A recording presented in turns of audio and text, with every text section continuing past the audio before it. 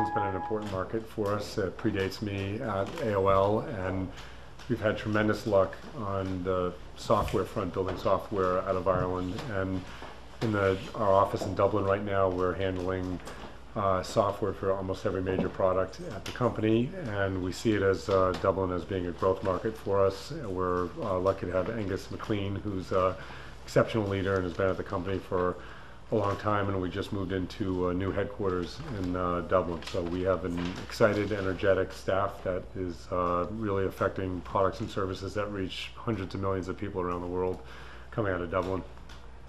Can you tell us about your plans for mobile ad revenue? How you plan to monetize users who are accessing your content on phones and tablets? Sure. So, the trends around mobile are undeniable in terms of usage. And in many of our products and services, we see mobile as additive to what the core usage is. And when you kind of look forward on mobile, I think there's a couple interesting opportunities for us in terms of monetization. The first one is that mobile tends to be always on, and we have direct relationships with the consumers over time. So being able to figure out how to serve them better commercial opportunities is something that we're working on very closely. And then the second piece is the future part of probably paid applications and paid content around mobile is something that we're excited about. And our focus as a company so far, and I've been public about this, has been to grow mobile usage as a business, and secondarily to really work on the monetization. I think the last couple of years we've really gotten our mobile products in shape. In the US market, we're number 4 in terms of traffic in mobile, and we have a very quickly growing mobile audience globally.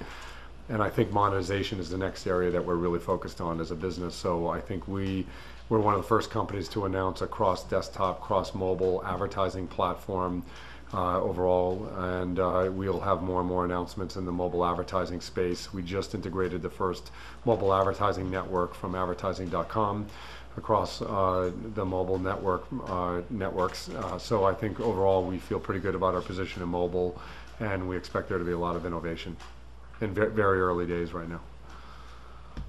You mentioned there that Dublin is a growth market. You see it as a growth market for the company. Do you have any plans for expansion here?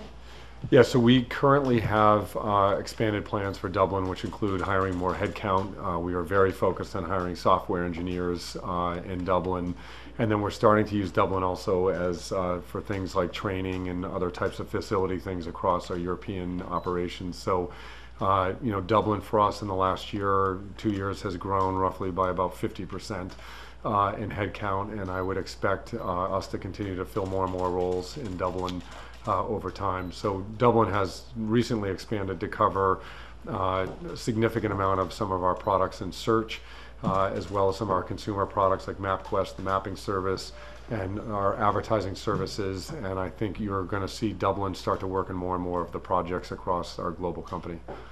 Is there anything unique to here that you find extra special? One thing I think we focus on a lot in terms of where we choose to put businesses at AOL is talent. And I think, the policies I think in Ireland over the last decade have really allowed more recruitment of talent into Ireland overall. I think it's allowed people in Dublin to find better and better work opportunities. So I think that's an attraction we see coming from across Europe, where people are moving to Dublin. So taking a giant step back across the globe, if you look at kind of the major areas around the world where we're putting headcount, Dublin is one of those places, and it's really built around talent. And also we have an exceptional leader here in Dublin, which was very helpful also. Would you be prepared to say what you think is the next big thing in technology? One of the things that we're focused on in technology right now is the next evolution of the internet. And the internet up until this point has been really driven by a very hard drive on the Silicon Valley platform companies. And we believe firmly the next version of the internet is going to become much more human in terms of serving humans better content, better services that not just affect your online life or your mobile experience, but also your offline life. And the internet is becoming something that started as a small, very focused group of people who started 20 years ago using it, and has expanded globally to billions of users. The internet itself has been built largely by a similar set of people, which tend to be male engineers, which we like. But the next version of the internet, I think, will start to expand into things like design and media and very useful services that will affect more parts of your life than it has in the past. How do you feel about the Huffington Post and how it's going in the company? When do you feel like you might become profitable? So the Huffington Post was an acquisition we did a year and a half ago, and really it was based on the thesis of something I just described, which is as the internet's expanding, there's an urbanization of usage on the internet where more people are using fewer, bigger properties, and we saw the global information opportunity as a big area where people want trusted brands to get information. The Huffington Post was a very significant and growing property in the United States. And when we acquired it, we thought that it had global scale potential. So since we acquired it, we have launched it in multiple countries, including multiple countries in Europe. We have more countries on our roadmap to launch in. And then we've also really infused with Huffington Post with video. So we've launched the first essentially internet cable channel in the United States called Huffington Post Live, which is doing 12 hours a day of live programming. And I see the Huffington Post as a globally scaled platform that will grow, for a really, really long time to come. When's it going to become profitable? From the profitability standpoint, right now we've been growth investing in it. The Huffington Post has had significant progress both in terms of consumer usage and revenue overall. So we would expect the Huffington Post to become, a profitable growth entity for us, probably within the next few years overall. Although I would say if you strip out some of the international investing and video investing we're doing as a business, it's a very healthy business right now. There's just areas that we're choosing to invest in, which I think are really very, very, big future opportunities. Will you make enough money to pay people who supply the content? Yeah, so Huffington Post pays a lot of people to produce content, both internally and externally, and then we offer a blogging platform for people who want to blog on the Huffington Post. And right now, between Huffington Post and some of our other properties, we have roughly about 50,000 people that blog for us as a business now, up from a few thousand a few years ago. But we, have probably been the single largest investor in hiring journalists between Huffington Post and Patch and some of our other properties. So we are big believers in journalism, big believers in paying journalists. We're also big believers in having platforms that can unlock idea sharing and content from many people. So that's why I think you've seen us both invest in journalism and invest in the content management systems to allow people to share ideas and information as a business. What about TechCrunch? Are you planning to sell that? No, TechCrunch and Engadget are one of the areas we see as an opportunity. Our overarching content strategy has been driven around a premise we call 80-80-80, which is the 80% of things that help people with either information decisions or purchasing decisions.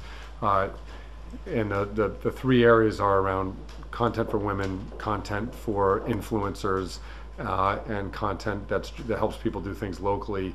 In the influencer bucket, TechCrunch is a property which we believe is one of the best technology properties in the world for information, and we believe it's in very early stages, early days. TechCrunch is a property and a brand that we want to expand globally over time. We did a conference in China last year. We have more international conferences we'll do this year. We have expanded the editorial staff at TechCrunch, and I think TechCrunch will be one of the properties that we invest in as a business. So there are no plans to sell TechCrunch. What about Crunchbase as a part of that? Could that become a separate entity? Crunchbase, for those people who are not familiar with it, is an asset inside of TechCrunch, which essentially allows you to get a company index of all the companies in the technology and startup space overall. That alone is an asset that we will probably continue to invest in and fuel overall, and we may or may not take partners on that project, but I think that was one of the assets we were very interested in when we bought the company, and we are now very focused on scaling that asset. Can you give us an update on Patch? So Patch is a property in the United States where we're going into local communities as there's been a receding amount of information provided to local communities as more traditional media has gotten disrupted. We have scaled patch out where we go into towns. We digitize all the assets in the towns, businesses, schools, religious institutions, community organizations. We've hired roughly 1,000 journalists, put them into towns across the U.S., and the property has been getting scaled for the last 2 years. It's gone from 0 usage 3 years ago to we see about 17 million people use it in the United States right now, and we've gone from 0 revenue, and we've said we'll do upwards of close to $40 million in revenue this year. So Patch is on a pathway to be profitable by the end of Q4 2013. And we still believe that local community information is something that people want. It's not going to change.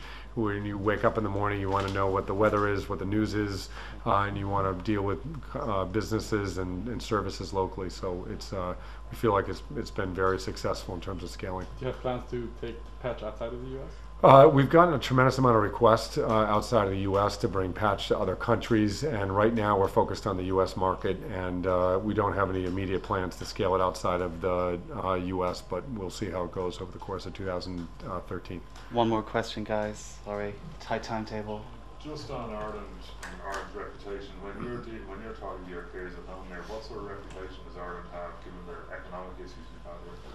Yeah, most countries that I go to and visit have economic issues at this point. I think one of the things that has been recognized is that Ireland has made strides in terms of improving the economy here. It might be slight, but improvements. And I think, one of the areas that we watch closely as a business is we want to invest in the countries that are, taking smart steps, forward both in policies and especially around how you get talent development. And one of the reasons that we're investing in Ireland and specifically in Dublin is, we feel like the policies that allow us to attract talent here, and it's a very business-friendly environment. So I think overall, I'm not an expert on the Irish economy, but I would say that from a individual company perspective, we see it as an attractive market even through the economic ups and downs over the last few years, and we're going to continue to invest here over time.